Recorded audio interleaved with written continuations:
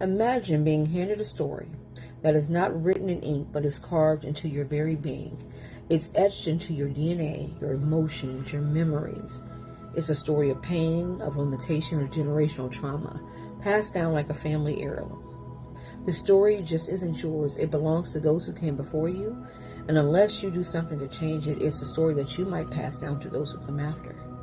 In 2020, I had a conversation with my mother, but not in the way that you might think.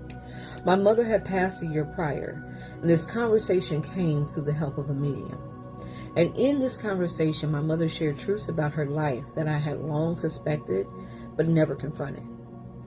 She spoke about her struggles of sexual abuse, mental illness, emotional unavailability, and she spoke of the harm that had trickled down from her pain and into the lives of my siblings and myself. But she also shared something profound, something that could change the way that I viewed my own life, my family, and the cycles that we often feel powerless to break. In this conversation, she said to me that all the things that we go through, all the bad atrocities, are not personal.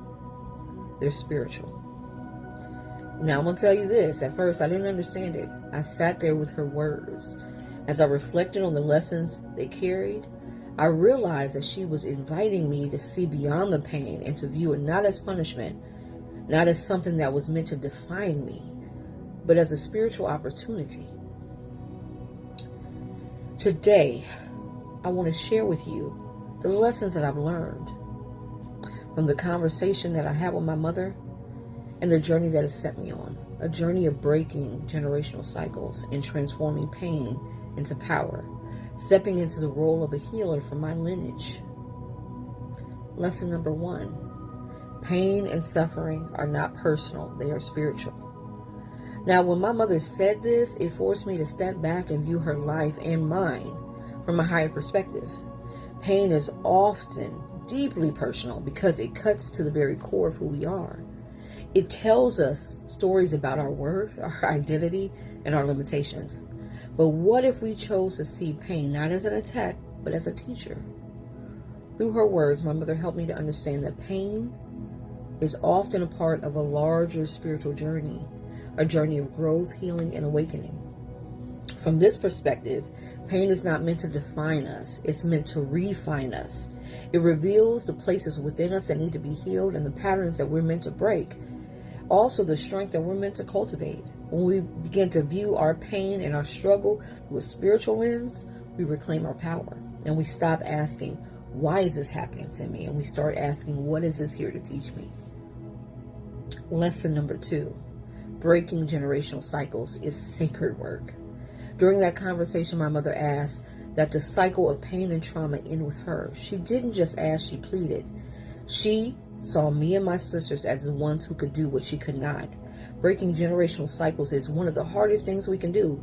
It requires us to confront the pain that isn't ours, but still lives within us. It requires us to heal wounds we didn't create and to release patterns that we didn't start. It demands courage, self-awareness, and an unwavering commitment to transformation. But it is also one of the most sacred acts that we can undertake. When we break a cycle, we don't just heal ourselves, we heal those who came before us, and we create a new legacy for those who are coming after. My mother's life wasn't the end of our story. It was a bridge. She had carried the weight just enough so that I could step in and do the work of transformation. Lesson number 3, honoring the roles we play in each other's journey. One of the hardest realizations that I came to was that my mother's emotional unavailability, her hardness, her struggles were all a part of her role in my soul's evolution, in my soul's journey. She had to be that unyielding barrier so that I could be the one to break through it. Her life wasn't a failure. It was a necessary piece of the puzzle. Her role, as painful as it was for me to live through, gave me the gift of vulnerability, of openness, and a willingness to go deeper than she and others before her could. Now, this is not an excuse for the harm or a dismissal of its impact, but it's a reminder that our relationships, especially the painful ones, are often a part of a larger spiritual contract designed to teach us and guide us towards our own spiritual growth. Lesson number 4, the power of perspective. Pain keeps us locked into these lower vantage points, our lower chakras. It traps us into cycles of blame, anger, despair, and making it nearly impossible to see the higher truths that can set us free. But my mother's words reminded me that perspective is everything. When we step back and we view our struggles from a higher perspective, we can see them for what they are: temporary, transformative, and ultimately liberating. Pain isn't the destination, it's a doorway. And when we walk through it, we access wisdom and strength and clarity that have been waiting on the other side this whole entire time. The dream, the final lesson from my mother. Not long ago, I had a dream that my mother had brought all these lessons together. And in that dream, we were back in my childhood home, a place often filled with painful memories. She was outside working in the yard, a place that she would often go to find peace. And in the dream, she was digging deep into the soil, showing me its richness. And she said to me, "This soil represents our heritage, dark, rich, and fertile.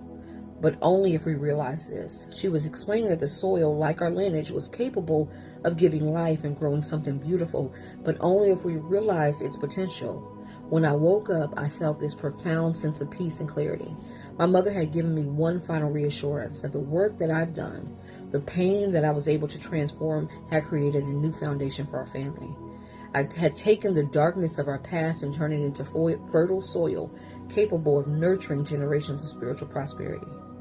This is a call to action for you to break your own cycles. What I learned through this journey is that we all have the power to break cycles. It's not easy, it's not quick, but it's sacred. And it begins with a choice to stop seeing pain as punishment and start seeing it as an opportunity. If you've been burdened by the weight of your family story, know this: you don't have to carry it alone. You don't have to repeat the patterns of the past. You have the power to transform them, to create a new legacy of healing, growth, and spiritual abundance.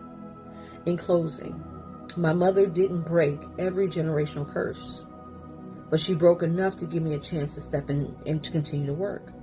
Her life, her struggles, and even her pain were gifts that allowed me to create something new. And today I stand here as proof that pain can be transformed, that the cycles can be broken, and that our heritage, no matter how dark, can become fertile soil for something beautiful. This is my story, but it's also yours. What will you do with the soil that is given to you?